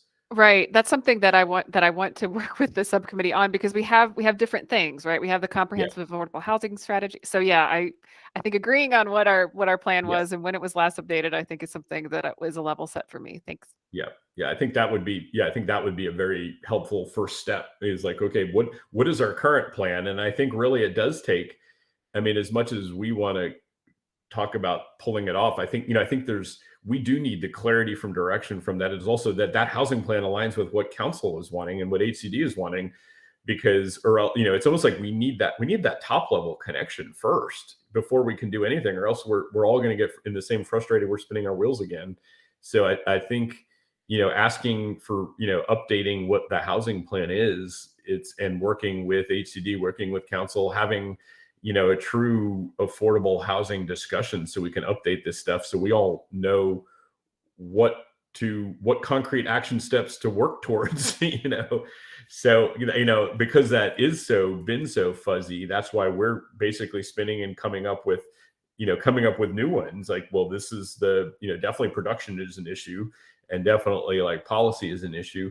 But it's almost easier for us. It's been easier to kind of focus on the production, because that's definitely needed. The policy, it's like it connects to do that. It connects with so many other people. So, and the policies that we have been involved in, just then kind of stall if they don't align with what council's wanting. So, I think that, this conversation connecting with HCD is really, again, really important. And then, just so y'all are aware, I was in a meeting last night, Margie was too, there's a whole new proposal going around, and I almost want to see where this all goes. They're talking about merging, there's discussion about merging all of city boards and commissions, and that would, and again, sometimes when we're presented with these these focus group discussions, I don't know how far down the discussion has gone before it's shared with us, but there's definitely going to, there's some big discussion about totally changing the structure of boards and committees. And part of that is connected to, the limited staff resources, and parts for how to be more strategic in what these committees do. But, it's hard to be strategic when we don't have clear guidance. And so it's kind of I shared it in the meeting yesterday. There's definitely a holistic need for, not just with boards and committees, but boards and committees and commissions and staff and city management to staff, that it's all clear, that we look at that all as a whole, because you can't just change one piece. But I don't know where that's going to go, but it's definitely it's a new discussion. And I don't know, it was a meeting I was in last night for 2 hours, and I don't know the next step yet of it. And I don't want to get bogged down in this discussion, because we don't know yet. There's so much we don't know. And I think we need to see where that goes also before we also put too much more of our volunteer time in, because if the talk is getting away with it, then then I don't know how much time we need to focus on it. So I think we definitely need this clarity from HCD, and then we need some clarity from the city in general. Like, well, if you're merging boards and committees together, then yeah, we don't want to starting new stuff up. So I don't know. I think there's a lot. It's a very fuzzy time, and I need some clearer vision. Margie, I was just going to say, Antoinette, are you still on the line? Are you still here? Antoinette? Well, she was on here, so I was going to ask her, her opinion on this. I'm here. Okay, I was just hoping, do you know anything about this newer thought process in combining or the new boards and commissions? Can you help share do you have any insight into it that we don't have? This is an initiative, I believe, that was begun as far as the investigative stage before this iteration of council took place. So I believe that boards and commission was considering it. It has been working on this really for, you might know better than I, Nikki, over a year. My understanding that the goal is not to disband this particular committee. The goal is to make it a smoother process so that issues that are raised here actually get heard more easily from the full body. So it's from what I understand, and again, we haven't been totally given all the information about how it's going to look. So again, it's still in the preliminary stages, but it's actually a way of streamlining and allowing staff to become more effective in its work. So do not think that there is talk about disbanding or doing away with AHEC, at least my understanding at this point. Was that helpful? Yeah. Okay. Thanks. Yeah. What are your, just because we'll reach out on this, Councilwoman Mosley, but the thought of, this HCD AHEC meeting, is that something you think that HCD will have the appetite, and do you feel that's a good idea? So as a member of that body, my answer is yes, but of course, Sage as the chair would be, I think, the person to direct that to. And I will say, knowing Sage the way I do, I can't imagine that she would be against it. Okay, thank you. All right. So I just need to keep moving. So as far as, I think the idea of the task force is important. I think whether, Nikki, I think whether it merges in with what is a connect, or whether we look at creating something new, I think it's something we need to explore, but I think also we should get clarity from HCD so we can create this task force with having some idea of what's being looked for, rather than just creating a task force that doesn't have a clear goal or conflicting. Like what we're saying, what is in our bylaws is different than what's on the webpage, which is different than maybe some of our actions. So I think some alignment on that will really help. So I think let's look towards getting that meeting together, and let's look at putting that agenda together so we can have a clear discussion about what guidance we're looking for, and see if it's the same kind of guidance and where it aligns with what they want. So I think that's a really important next step. Does that sound good to you, Nikki? I think it all makes sense, because absolutely, like when I was initially thinking about this work plan idea, like, yes, how does HCD buy into that work plan and or agree? I think that's all connected. So I think it sounds like we're headed in the right direction. So I appreciate it. Would it be helpful? And I'll let you guys decide. Y'all can just decide this yourself. But I was thinking, if when maybe one of the Connect group, if you want to, if Nikki or someone from staff wants to, if you would like them to sit on a meeting just to see if that would help to see how it operates and functions. And if, I'll leave that up to you to work out by yourselves, but that, might be a valid thing. We generally at our build meetings, we're generally inviting, it's not usually from community development staff, but we're generally inviting a different city staff or department head who's coming to some of our meetings as we're asking guidance and questions. So I'll let y'all decide and talk offline on that. The next up, I guess bond housing trust fund policy will, we'll talk about that later. we'll see what comes up, from these next meetings. And same thing when I look at the next item on the agenda is the formal discussion, future agenda. Pretty much all of those are based on policy discussions that if we can align what our clear direction is, I think it'll be really easier to have these conversations. So I look forward to seeing if we can make this happen, and we'll report back and see what we can schedule. Which moves towards this item of innovations in affordable housing, which I really wanted to kind of bring this conversation in a little bit, just to kind of, this is, this section is something we put on to talk about new ideas for how, whether, again, in the past, we've talked about 3D printing, we've talked about some other things around the country happening, and going back as old school as you can get, if I just look at the data of reports, which is what, I kind of shared in this meeting, I shared and had them up, emailed to you before the meeting and had upload, is where there was zero, there's 0 or 1 house in the city of Asheville less than $275,000 currently. The report that rides along with is a report of current listed less than 275,000 in the county of in Buncombe County, and there's 22 listings. And then, and that's a mix of, mobiles and manufactured homes and single family homes and condos, but there's definitely more out there. It's not a lot, but it's more out there.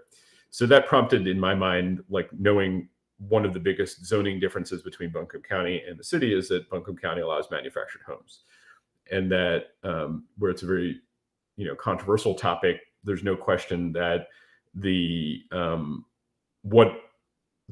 quality and appearance of manufactured homes has changed over the years from what we in our mind might typically think is a manufactured home, which, there's a blurry difference. It's very blurry now. What is the difference between a tiny house on wheels and a manufactured home?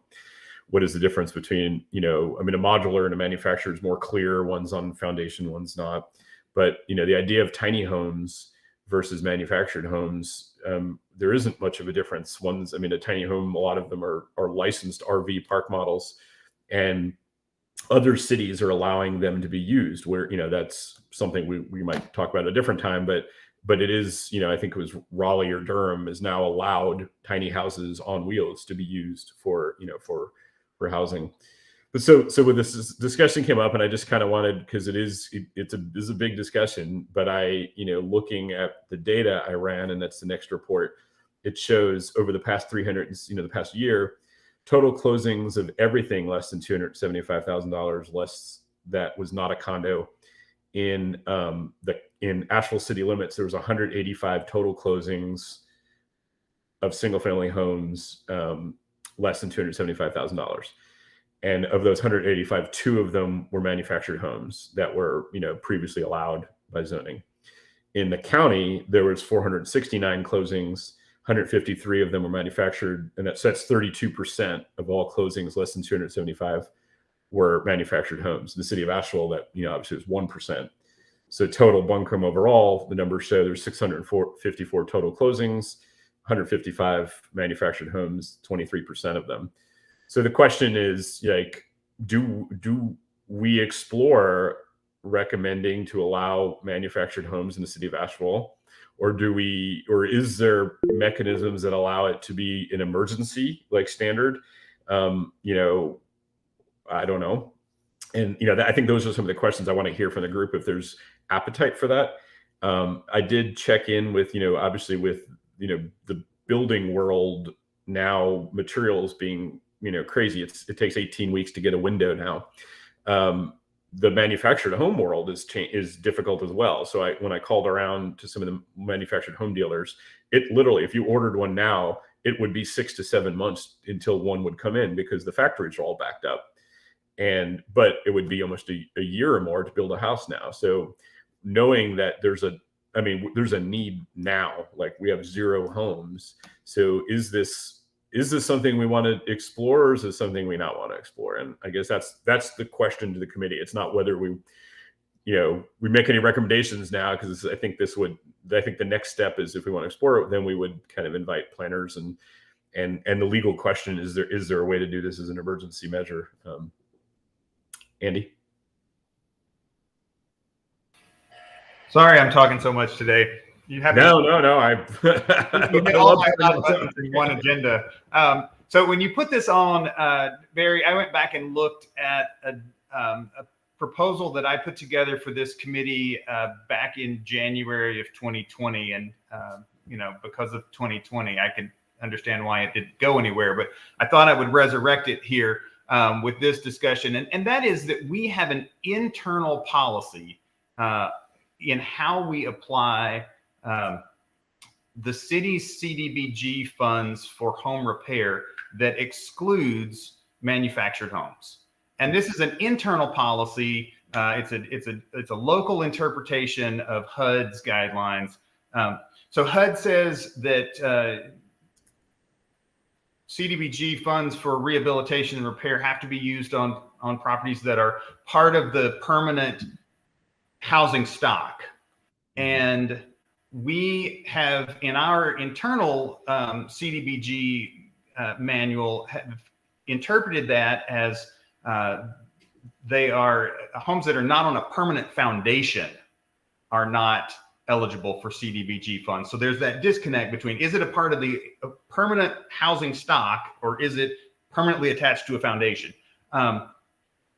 That's an easy fix with an internal policy change. And again, I was just advocating for the committee to not be down in the weeds on policy level stuff, but now I'm switching gears and saying, like, here's a place where we can actually do something that helps with the stigma about manufactured housing. Largely is that it's lower quality housing stock, much of it's in deteriorating conditions, but we are effectively removing one of the tools that would allow us to deal with that situation, allow people to make investments into repairing and maintaining the older manufactured housing stock. And we have right now, so 15% of Buncombe County's housing stock is manufactured housing. 40 manufactured home parks exist within the city of Asheville. Like we could make a significant investment by allowing our existing CDBG funds to be used to make sure that, whether we like manufactured homes, whether we want to see more of them, whether we don't like them, they're a part of our housing stock. They're providing housing for people who have very few other options. And we're restricting public resources that could otherwise go toward making them healthy and livable until we can come up with an alternative supply of housing, if we so choose, or allow them to continue to exist. So I'm just going to put that out there as an interim step. Whether we get into talking about changing zoning laws around housing, we could make this internal change and allow us to invest some federal resources in improving the quality of that housing stock. Mm-hmm. Okay, Scott. Yeah, I appreciate Barry just bringing up the question on manufactured housing. Generally, regulations around manufactured housing are just classically classist and exclusionary. And looking at the city's Unified Development Ordinance, I just quickly put in the chat 3 different sections that highlight overlay districts for them. And one very quick basic question I would have in looking at the UDO, which is in some places very old and convoluted, is how is this congruent with state law? If there are sections of the UDO that are not congruent with the state law regarding manufactured housing, or effectively regulating something to the point of not being allowed to be built, those are questions I have as a professional planner down in the weeds of zoning and what you can build, when, and where. So I think it's a worthwhile exploration and discussion. Thank you. David? Yeah, I want to say very briefly, you know, I think that to not explore bringing in the most affordable housing options at this time in Asheville is inexcusable. You're talking about, you know, forming a committee to kind of look at the issue. And I think that's probably a good first step, because no one can deny the complicated politics and, you know, the many factors. What would happen if Asheville did allow them? How much would it change things? Those are things that we can look at. But yeah, other places are doing this. These things are, the technology is making them different. And when you talk about just that anecdote that you brought up, where there's zero to not explore this option that could drastically change things, if, you know, as it has in some places, I think it would be very irresponsible for us to not at least take that step. Thank you. Paul? Yeah, just to weigh in, you know, not allowing funds for repairs on existing manufactured housing. We should definitely, I mean, that's like kicking people while they're down, right? Like, so, you know, I'm definitely for that. Also, I think, you know, the conversation around manufactured housing kind of, in a way, really shows like how bad things have gotten, right? Because like, this is not something we would probably really be talking about if it wasn't like us just really looking for some solution to help some people. I think, you know, my view, probably many people's view when we talk about manufactured housing, is like the 1970s single wide trailer, maybe a park of them, you know. And I think we should certainly discuss the whole, you know, the whole of manufactured housing, but also, you know, there's some disruptive technology on the horizon that is going to probably fall in this category of manufactured housing. And it's not going to be what it has been. It's very different. And let's try to not get behind on this too, right? So yeah, I love the idea of opening this conversation, and yeah, making the most of this awesome these technologies that are coming out. You know, Boxable comes to mind. If you want to Google the company Boxable, they are delivering units, and it's a $50,000 house, right? So like, these are some solutions that that we should be, as Wayne Gretzky would say, you know, skate to where the puck is going. So let's do some of that, and I think this is an opportunity. Let's. Here's how, you know, with our action focused, what I would recommend is us setting, like adding to the, you know, having a future agenda item where we bring in planning and have a discussion just about manufactured homes and other, like, so we can look at have a planning and zoning discussion where we bring them in you know, about all of the different issues, you know, the different, like there's manufactured homes, there's tiny homes, there's park models, about all the things that basically, how does zoning restrict housing? I think that's probably that would be the topic that we'd want to discuss. How does the UDO and zoning restrict housing options?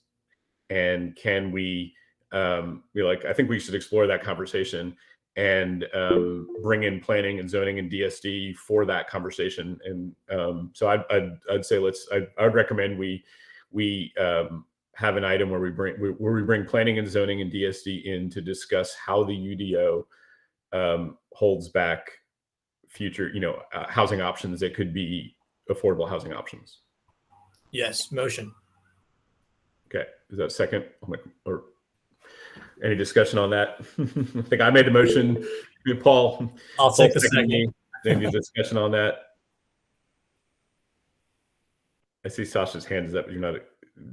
Yeah, this isn't about your motion. I think that's fine. But just so you all know, it's kind of a request to planning and zoning. It's a request to staff to come, right? So since you all don't direct staff, but just know that their timelines, we'll figure it out. I don't know that it can happen by next month. So right. Okay. Roll call vote. Okay. Names. Scott. Aye. Duana. Paul. You voted. Aye. Margie. Aye. Brian. Aye. Joe. Aye. Chris, Aye. Randy, Aye. Babs, Aye. Andy, Aye. David, Aye. myself. That's aye. Thank y'all. I really appreciate moving this conversation. All right. I think next up, the events. I haven't heard anything more with that. I'll get an update from him. I know it was kind of paused on COVID. I have been in some conversation with Matt at the end of last year, the Lot Star, but I don't know if there's been any movement on it. I'll try to find out for next meeting. Public comment. Do we have any? We had no written ahead of time. Is there anyone on the line? Hey, Barry, this is Christina Harris. I am checking that now. And we do not have any comments, anybody in the speaker queue. So no public comments. Great. All right. Well, thank you. With that, we shall adjourn at 11:30.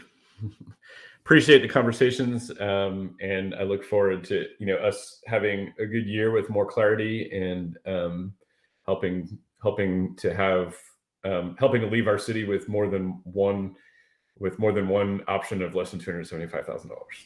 Take care, y'all. Have a good week. Thanks. Yeah.